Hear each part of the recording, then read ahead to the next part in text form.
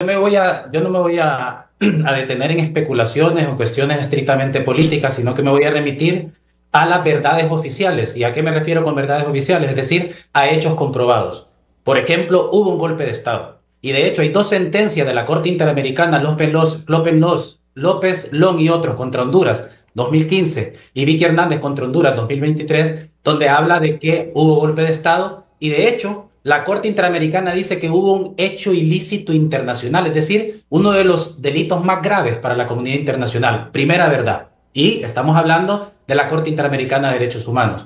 En segundo lugar, hubo graves violaciones a derechos humanos. Están documentadas no solamente por la Comisión Interamericana de Derechos Humanos y por organizaciones diferentes de Naciones Unidas y organizaciones sociales internacionales y nacionales, sino también por la Comisión de la Verdad y la Reconciliación. Y me voy a centrar en la materia de derechos humanos porque eso es lo que nos convoca aquí, en el contexto del asesinato de Isis Obed, que no es el único.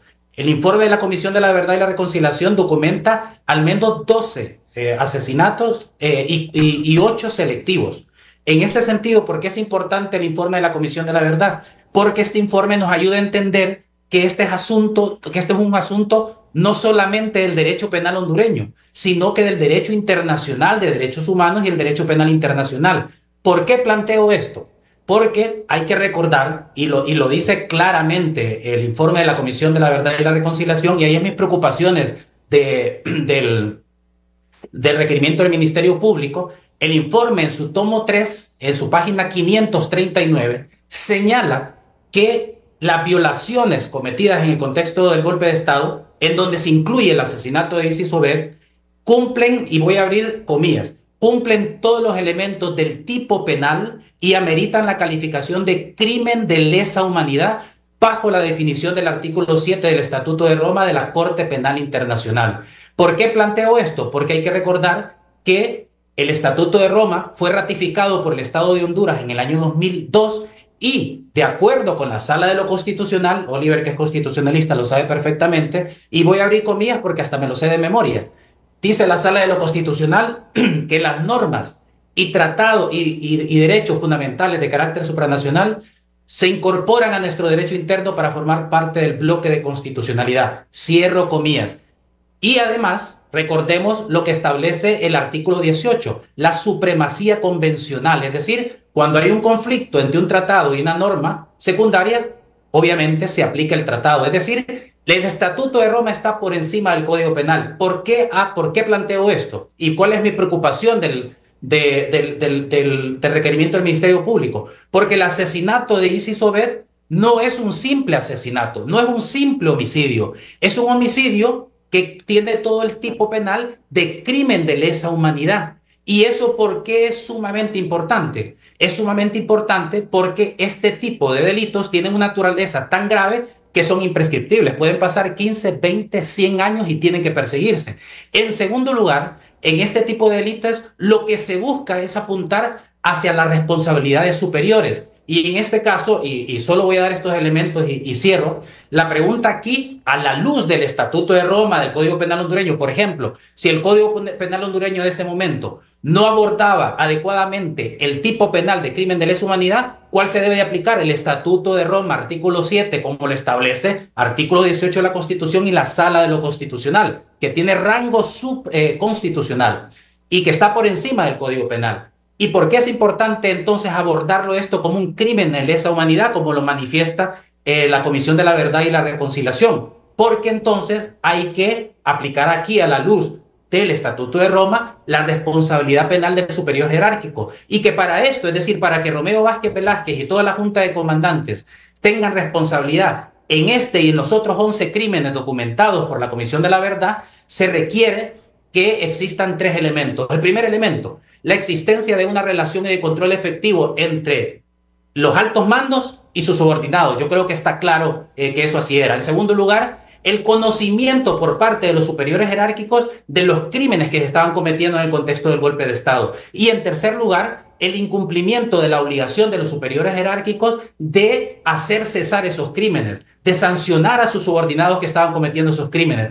Y miren, página 383 del tomo 1 del informe de la Comisión de la Verdad. Cuando al general Romeo Vázquez accedió a ser entrevistado por el equipo de investigación de la Comisión de la Verdad, dijo esto, y voy a abrir comillas, página 383. Primero, confirmó que en el periodo investigado él tenía mando efectivo sobre las Fuerzas Armadas. Es decir, que él podía dar órdenes, retirar órdenes, etc. Segundo, conocía plenamente y compartía la estrategia del presidente Micheletti.